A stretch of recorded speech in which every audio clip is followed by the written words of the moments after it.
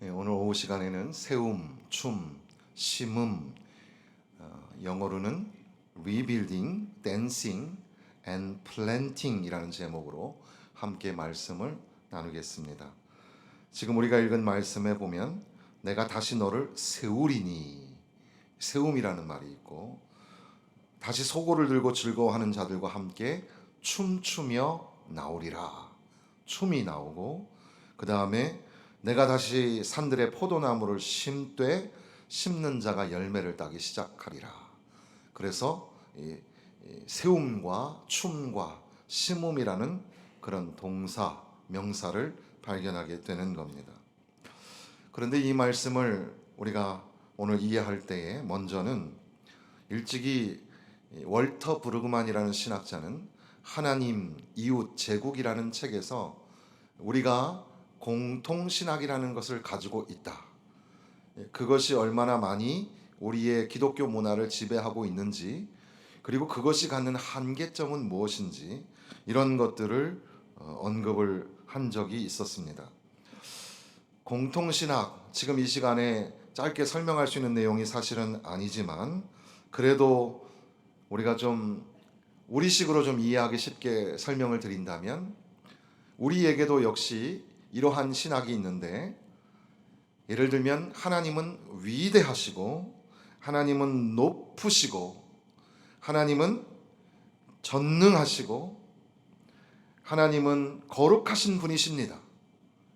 맞죠?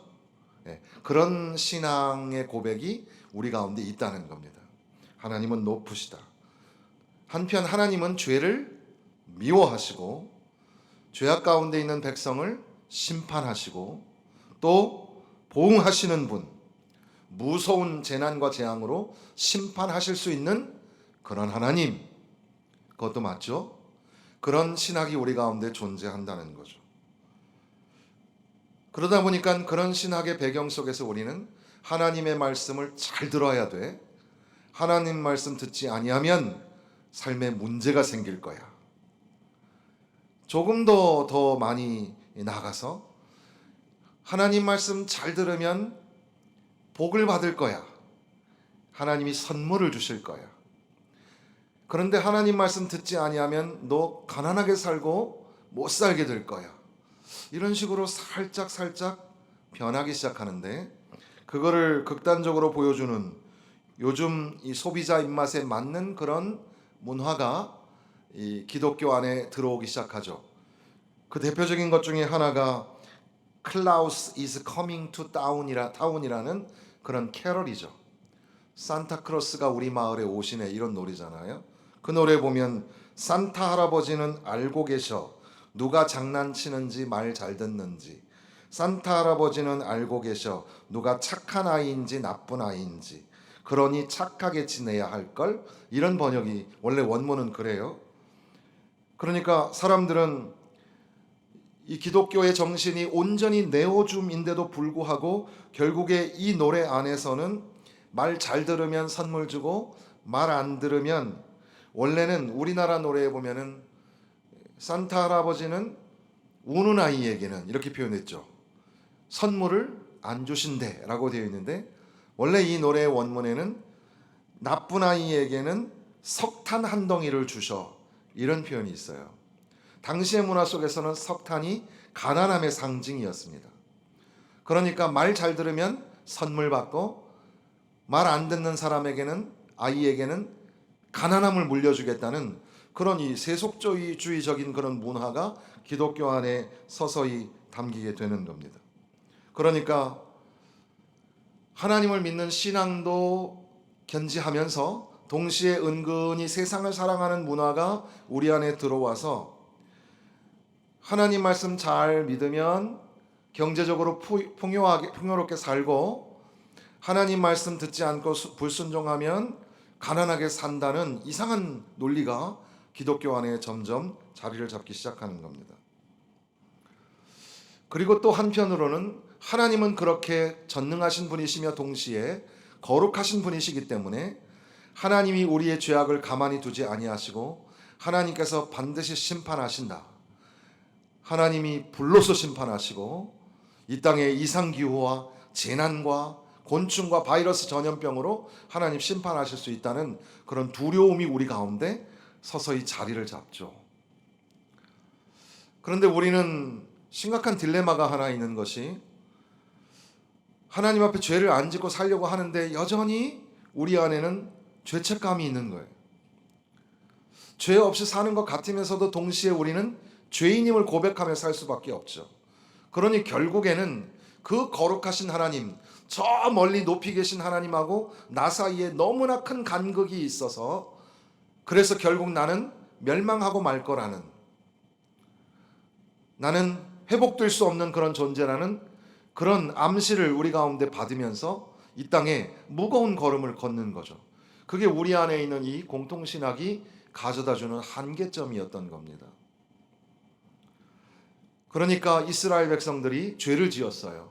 그리고 이제 이스라엘 백성들이 심판을 받고 광야로 내어 쫓김을 당하고 포로 생활을 하게 됩니다.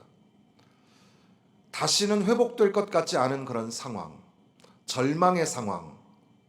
네가 잘못했기 때문에 벌을 받는 거야. 너가 죄를 졌기 때문에 광야로 쫓김을 당한 거야. 그러니까 더 이상 변명의 여지가 없어요. 우리는 어떻게 해야 됩니까? 거기서 그냥 벌을 받아야 돼요. 광야에서 독사를 만나고 열병을 만나고 굶주림을 만나고 죽어야 되는 거예요. 왜냐하면 우리는 죄를 지었고 하나님은 공의의 하나님이시니까 그 하나님이 우리에게 심판하시는 것이 당연하거든요. 그런데 그 신학의 한계점이 그런 거예요. 그 신학은 성경의 메시지를 오롯이 전하지를 못해요. 그것은 복음이 아니에요. 오늘 우리가 오전에 잠시 살펴보았던 것처럼 착한 말을 하고 착한 행동을 하는 것, 이것은 범종교적인 거죠. 모든 세상 사람들도 이렇게 되기를 원하고 그런 가르침을 하지 않습니까? 그러니까 사회 윤리적인 그런 내용이잖아요. 그리고 또한 그것을 해결하기 위해서는 마음의 문제를 풀어야 된다는 것도 결국은 우리 인간의 내면 심리, 이런 것들을 들추어서 회복시켜야 된다는 그런 의미로 오해할 수도 있잖아요. 그런데 거기까지 얘기하면 그것은 복음이 아니라 그냥 모든 종교가 동일하게 가지고 있는 그런 윤리적인 이야기가 될 수밖에 없죠. 우리의 마음이 변하고 우리의 언어 행실이 변하기 위해서는 내 안에 예수님을 모셔야 하는데, 예수님을 만나야 하는데, 예수의 길을 쫓아가야 내 삶이 변하는 거죠. 내가 예수님을 만나는 걸까요? 아니면 예수님이 우리를 만나시는 걸까요? 그것을 발견하는 것이 은혜입니다. 바로 그것이 복음인데, 그런 차원에서 오늘 오후 예배 시간에도 이 말씀을 들을 때에 이스라엘 백성들은 하나님 앞에 이 if, 뭐뭐라면의 말씀을 이미 들었어요. 너희가 만약 여호와의 말씀을 준행하면 나가도 복을 받고 들어가도 복을 받고 광주리가 복을 받고 자녀가 복을 받을 것이다. 그런데 너희가 여호와의 말씀을 순종치 아니하면 너희에게 저주가 임하고 심판이 임할 것이다. 그 말씀을 이미 쟁쟁하게 들었어요. 그리고 이제 선지자들 통하여 엄중한 심판의 메시지가 떨어지고 이스라엘은 드디어 이제 심판의 직면에 있어요. 이방 나라들이 집어삼키려고 하고 나라가 멸망하고 나라의 왕자로부터 어린 아이에 이르기까지 포로로 볼모로 끌려가는 그런 불행한 신세가 그들에게 지금 다가오게 된 겁니다. 그러니 얼마나 절망스럽겠어요. 그때에 이스라엘 백성들은 하나님은 무서운 하나님이시고 하나님은 심판하시는 하나님이시지 않는가? 그러니까 우리는 거기서 다 죽는구나. 그런데 성경은 그런 이야기가 아니라는 것을 보여주는 장면이 바로 여기 31장에 나오는 겁니다. 2절에 보니까 여호와께서 이같이 말씀하시니라. 칼에서 벗어난 백성이 광야에서 뭘 만나죠? 은혜를 입었다고 기록합니다. 칼에서 벗어난, 그러니까 애굽의 군대에게서 벗어나서 홍해를 건너서 광야에 들어가게 됩니다. 광야는 그렇게 만만한 곳이 아니죠. 광야에서 굶어 죽을 수 있습니다. 광야에서 독사와 전갈을 만나고, 광야에서는 먹을 게 없어요. 물도 없고 고기도 없고 양식도 없어요. 광야에는 방향 지시판이 없어요. 어디로 가야 할지 몰라요. 그런 곳이잖아요. 때로는 우리 인생도 광야처럼 표현할 때가 있습니다.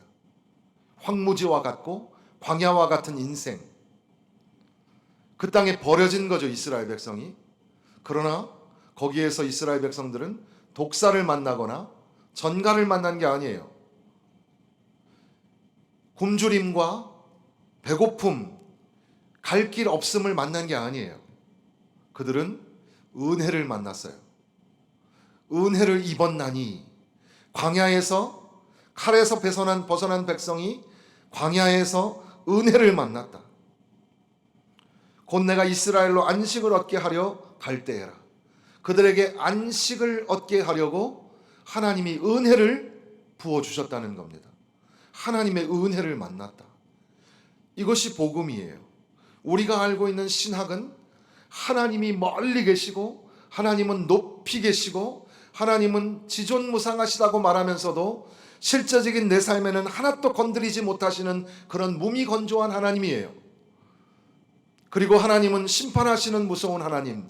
그러니까 하나님 앞에 죄인인 우리는 맨날 두려워하면서 살아가야 하는 그런 신학이 우리 가운데 여전히 존재하고 있다는 거죠. 그런데 성경은 광야에 내몰린 백성들은 거기서 죽음을 맞이한 것이 아니라 하나님의 은혜를 입었다. 하나님께서 안식을 주시고자 그들에게 은혜를 주셨다는 겁니다. 믿음의 눈을 들어서 보면 광야가 은혜의 자리가 됩니다. 힘들고 어려운 그 광야의 자리가 나로 하여금 믿음을 날카롭게 세울 수 있는 시간으로 만들어 줍니다. 어디로 가야 할지 모를 때 구름 기둥과 불 기둥이 나를 인도합니다. 애굽에서 있었던 향신료와 고기 냄새는 없어졌지만 하나님께서는 만나와 메추라기를 내리셔서 먹이시고 입히십니다. 하나님은 은혜로 광야를 통과하게 하시는 겁니다. 더군다나 지금 여기 3절 말씀해 보시면 여호와께서 나에게 나타나서 내가 영원한 사랑으로 너를 사랑하기에 인자함으로 너를 이끌었다 하였노라. 우리가 하나님을 향하여 하나님 내가 당신을 사랑합니다라고 고백하는 게 아니라 하나님이 이스라엘 백성을 만나셔서 구구절절 사랑한다고 고백하고 계십니다. 내가 널 사랑한다. 내가 널 사랑한다. 내가 널 사랑한다. 내가 널 사랑한다. 하나님은 여러분을 향하여서 내가 너를 사랑한다. 걱정하지 마라. 내가 널 사랑한다. 아프고 힘들지? 그래도 내가 너를 사랑한다. 내가 너와 함께 하겠다. 내가 널 사랑한다. 믿으십니까? 하나님이 저와 여러분을 향하여 내가 널 사랑한다. 광야에서 하나님은 내가 너를 영원한 사랑으로 사랑하고 내가 인자함으로, 이 헤세드도 사랑이죠. 사랑과 자비, 어떻게 번역이 안 돼서 그냥 헤세드라고 하기도 하는데 이 인자함으로 너를 이끌었노라. 내가 너를 사랑하기 때문에 너를 이끌고 함께 동행하며 간다. 여전히 그 광야에서 하나님이 나를 만나주시고 나를 이끌어주시고 나와 동행하면서 계속해서 우리 기전에 하시는 말씀은 내가 널 사랑한다. 내가 널 사랑한다. 사랑받는다는 게 얼마나 행복한 일입니까? 하나님이 저와 여러분에게 사랑한다고 말씀하시는 겁니다. 우리 장로님, 집사님들, 이 시대의 남자들이 사실 외롭고 힘들죠. 친구도 없어요. 교회 다니는 사람들은 세상 친구들도 못 만나고 참, 그러니까 교회 안에서도 좀 친하게 좀 지내시고 친구들 많이 좀 이렇게 좀 가지시면 좋겠습니다. 그런데 하나님께서 말씀하시는 거예요. 내가 널 사랑한다. 내가 널 사랑한다. 내가 너의 친구가 아니냐 말씀하시는 겁니다. 하나님이 우리에게 영원한 사랑으로 사랑하시고 인자함으로 우리를 이끌어 주셨다고 말씀하십니다. 그리고 이제 4절에 가서 처녀 이스라엘아 내가 다시 너를 세우리니, 여기 지금 이 4절 말씀에서 우리가 반복적으로 듣는 단어 하나가 있죠. 그게 뭐냐면 다시입니다. 다시.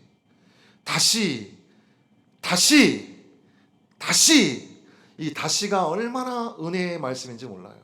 여러분, 다시 일어나야 합니다. 다시 살아나셔야 합니다. 아, 그때는 참 좋았어. 그때 정말 열심히 했어. 아니에요. 다시 일어나십시오. 다시 힘을 내세요. 주님이 오라 하시는 날까지 다시 용기를 내고 믿음의 불을 밝히셔서 다시 하나님을 노래하고 다시 하나님을 찬양하며 사십시오. 이 다시가 3번 나오는데 문득 그런 생각이 들어요. 야, 인생에 다시가 3번만 있어도 얼마나 멋질까.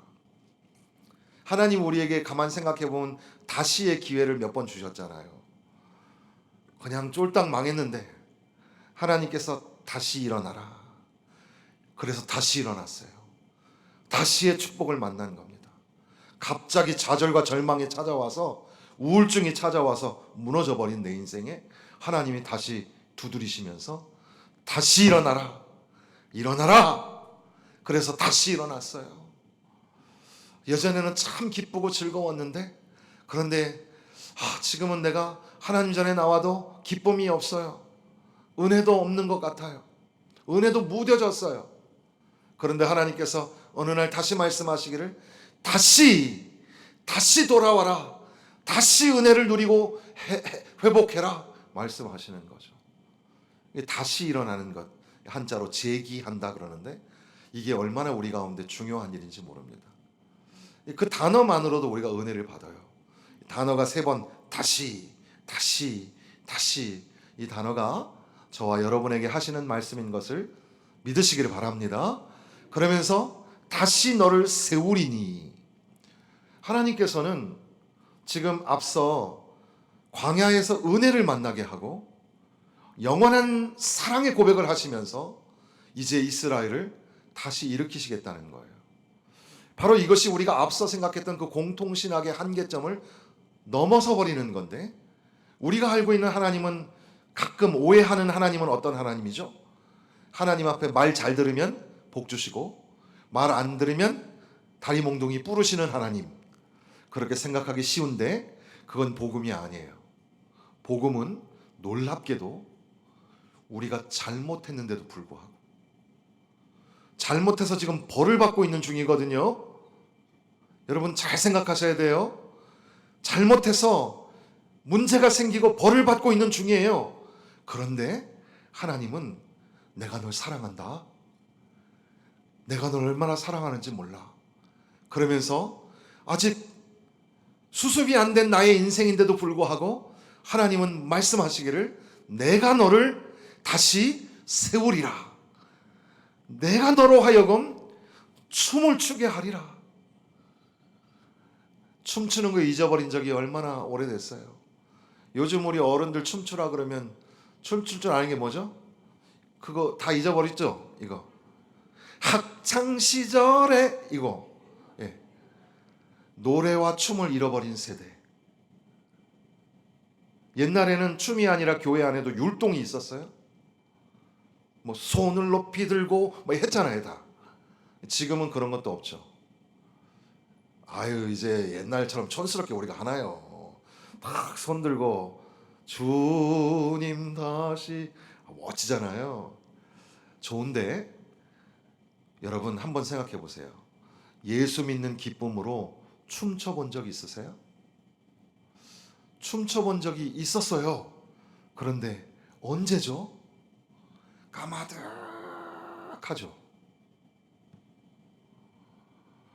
다시 춤을 추게 하리라.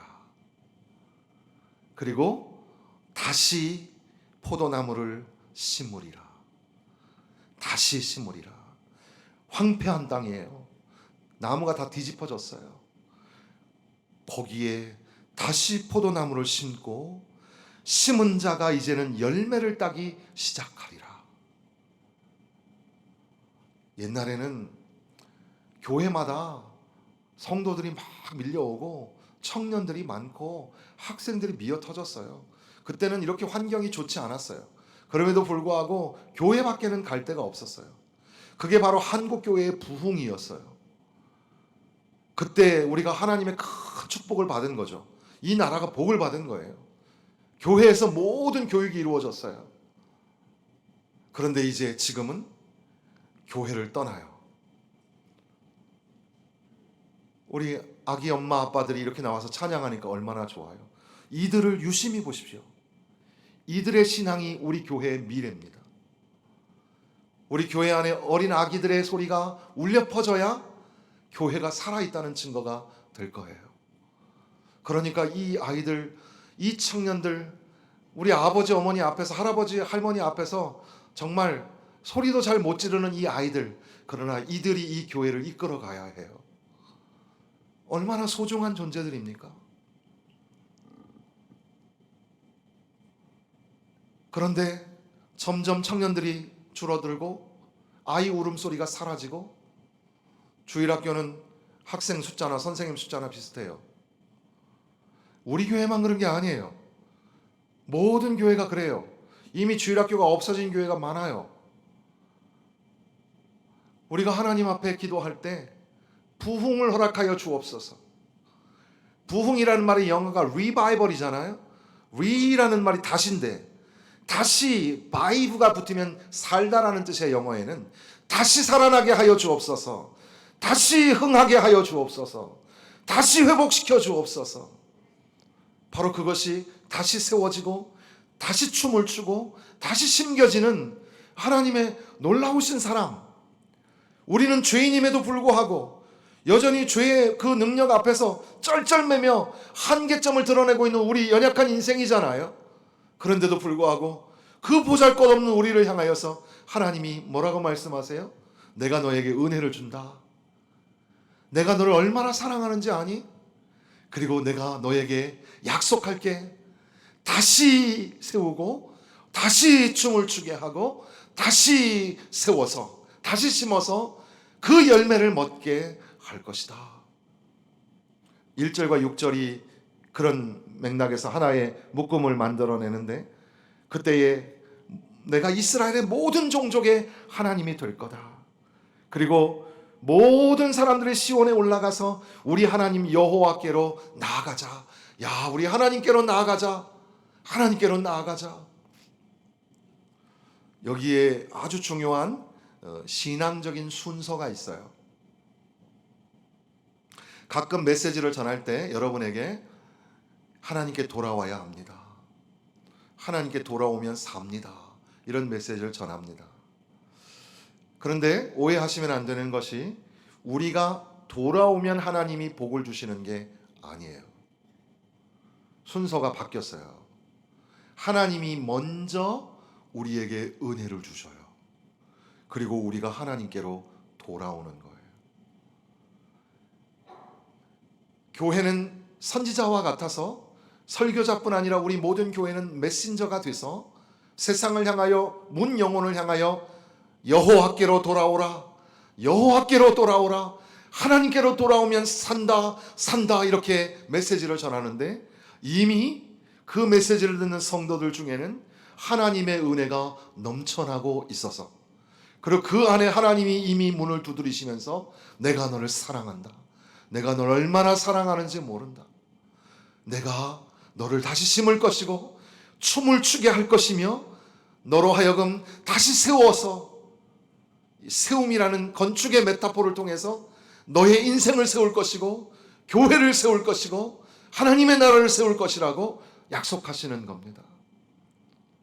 그러니까 그 은혜를 체험한 하나님의 사랑을 만난 사람이 어떻게 할까요?